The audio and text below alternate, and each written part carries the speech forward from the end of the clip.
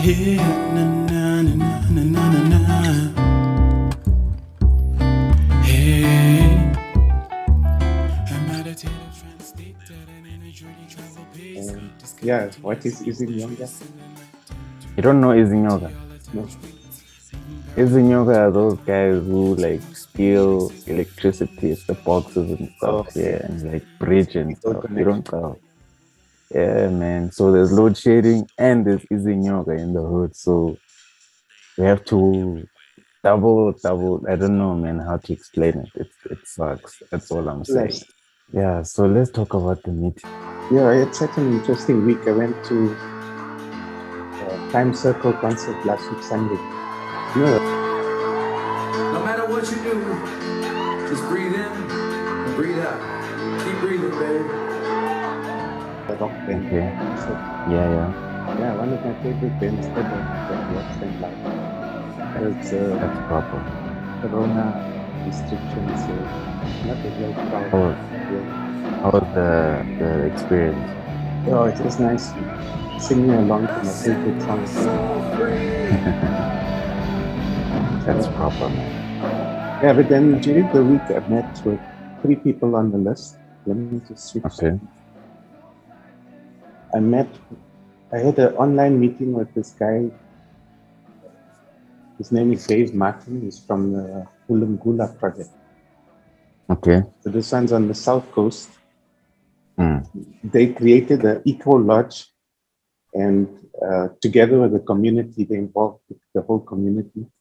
And so now the community owns this lodge, and it's one of the best backpackers internationally.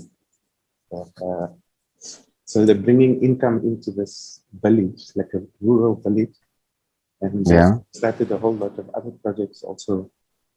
The preschool, the school, and like if you're a tourist and you come there, you can go in somebody's house and they'll braid your hair for you. You go into another house, they'll teach you how to bake closer bread.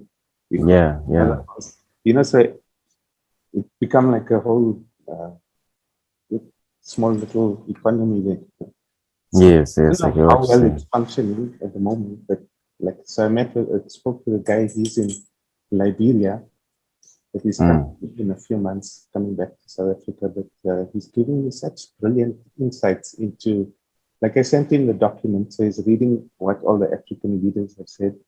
So they're not also squeaky clean. You know, don't use them as role models. Like there's very few who's got no bad track record. Yeah. So he's telling me about Nyerere.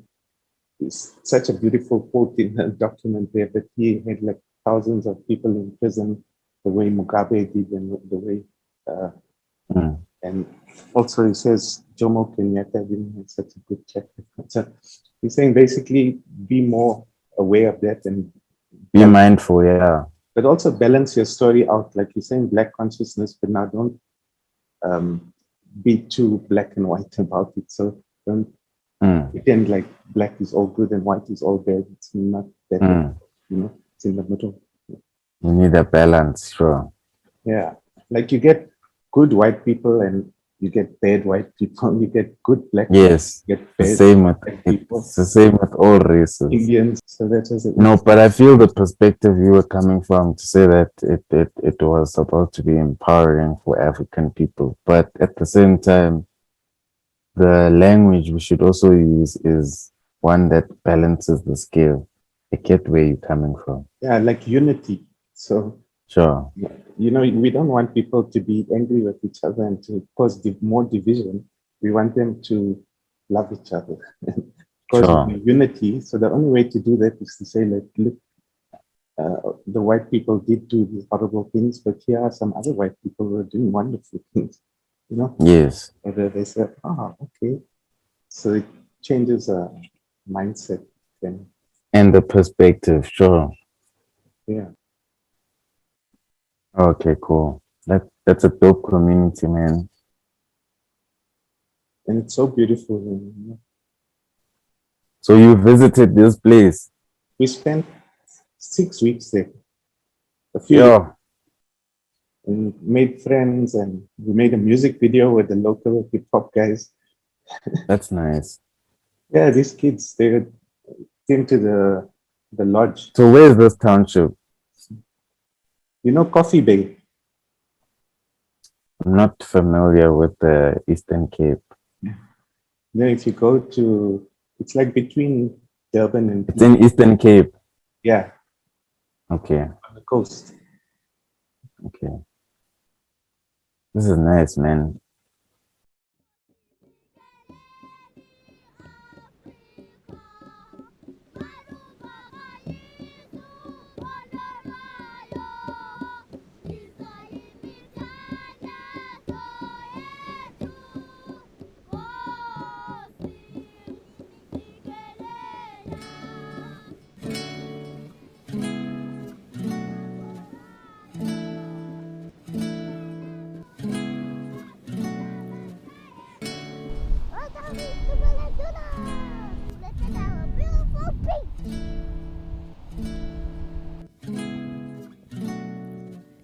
Discover the beauty of Like right now, what we're doing Africa. now is just not Kodak, like capture the running commentary of what's going on. massacre. So basically, it's gonna be, Beauty from you want it to be free flow.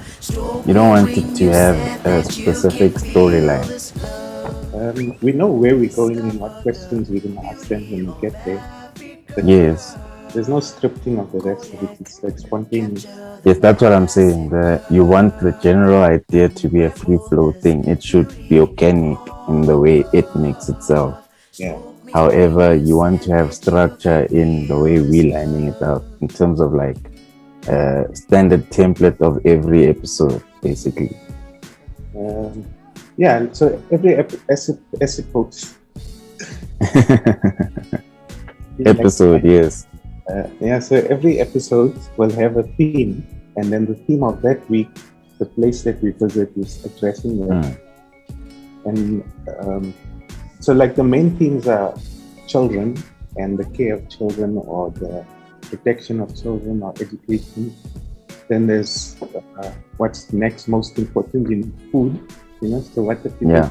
interesting around food, and farming and planting and stuff, and then water. So water is scarce in South Africa. It's and there's pollution and all that. There's so many angles to explore with water, but basically, like for thousands of years, Africans lived and the water was always clean and pure. And now the colonialists came, and within 100 years, there's pollution. You can't drink the water out of the river. You can't swim. True. And that's a loss. We are faced with a challenge that calls for a shift in our thinking so that humanity stops threatening its life support system. We are called to assist the earth to heal her woods, and in the process, heal our own. Indeed, to embrace the whole creation in all its diversity, beauty, and wonder.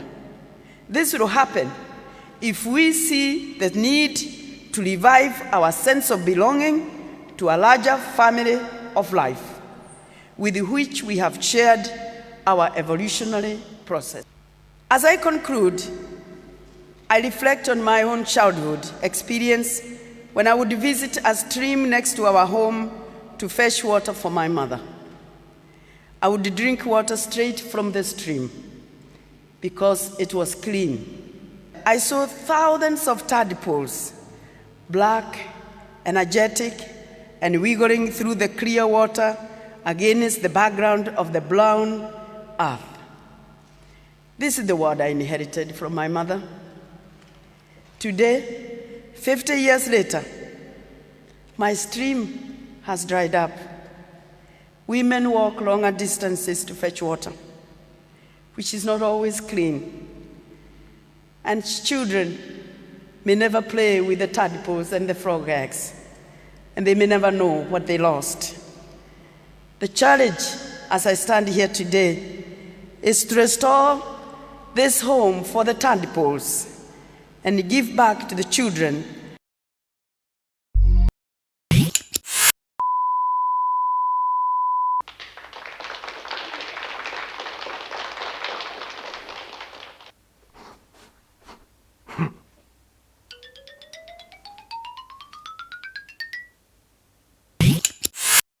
like critiquing the colonial impact is done in that way, that Yeah.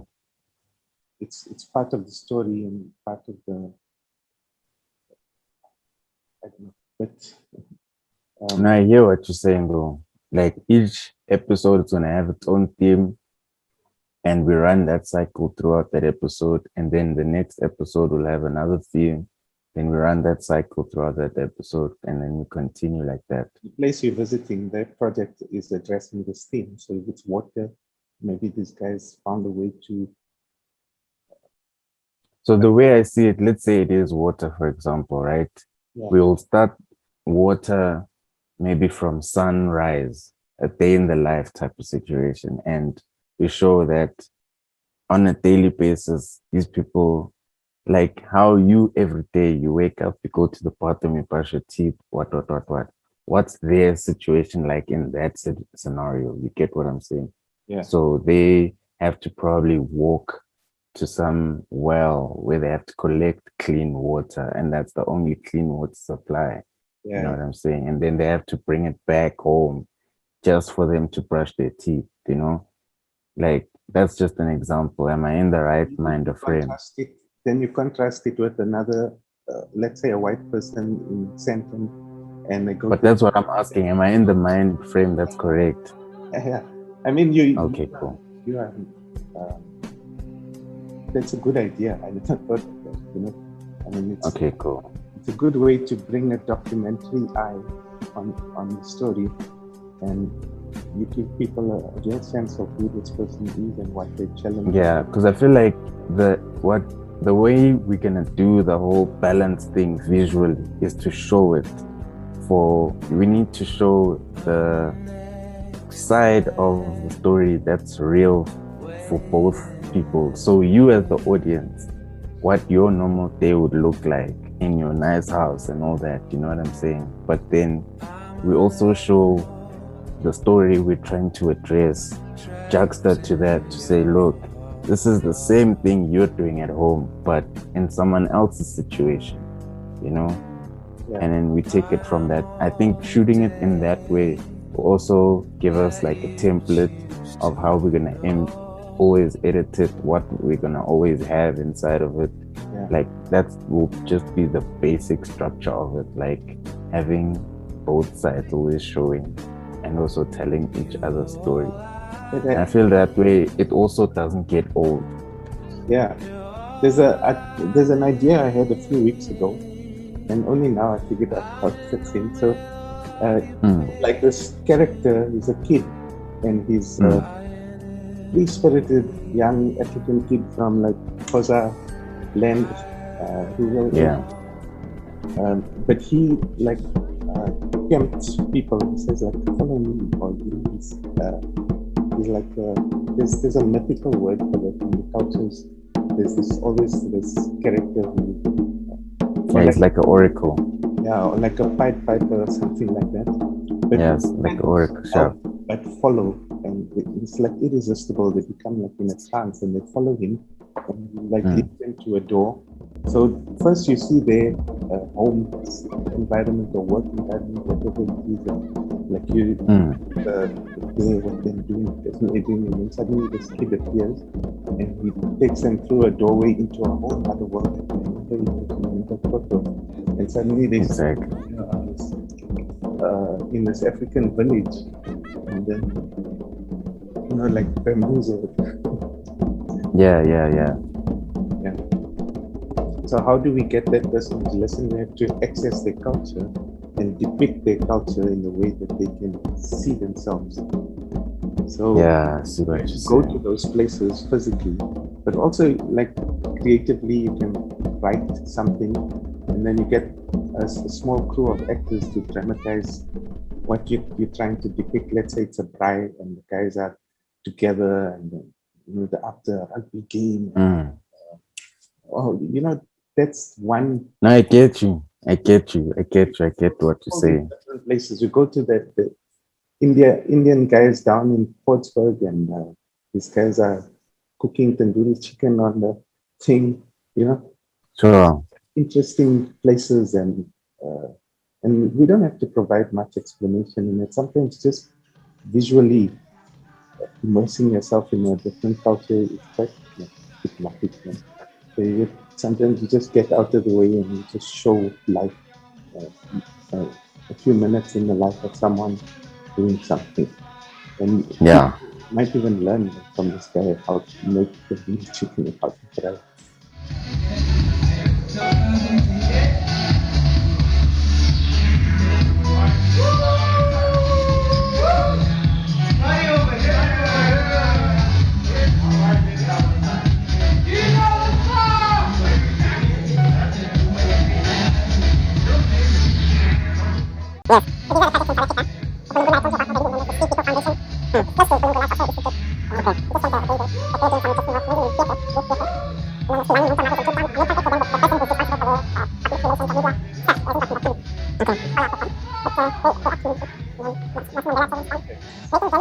Because Yeah. all it is someone moving from one space to another space. So it's like that overlap. And in editing, with the green room, you can isolate the Yes. character and Yes. the background. So you overlap it like that. So this character steps through the door and is now in this other Oh, okay. world. I feel you. I feel you. Okay, but here's Golden Woman Vision in northern Uganda. So I'm helping this lady develop a website. Mm. So we had a meeting about the website, but it's also a very good project that she's running over there in Uganda. And she's a survivor of like abduction, and you know how they do in those places. Yo, that's hectic. Abduct and they keep you for 10 years as a slave. Yeah. Yo, that's hectic. Like, I mean, kudos to her. She's a survivor, yo. yeah. And she comes out and she starts this organization to help women. And so they're doing It's a great initiative, eh? Yeah. She teaches them someone teaches them to weave baskets and they sell it and I do beadwork and stuff and Yeah, she's empowering them also. program. So I already had an interview with her, kind of like. By Can you the hear? name is Chan Sylvia, Yeah, I can hear. of Golden Women Vision in Uganda. In Golden Women Vision Uganda, we work with the survivors. These are the survivors who suffered during the insurgency of the LRA war in northern Uganda. The terrorists, the abduction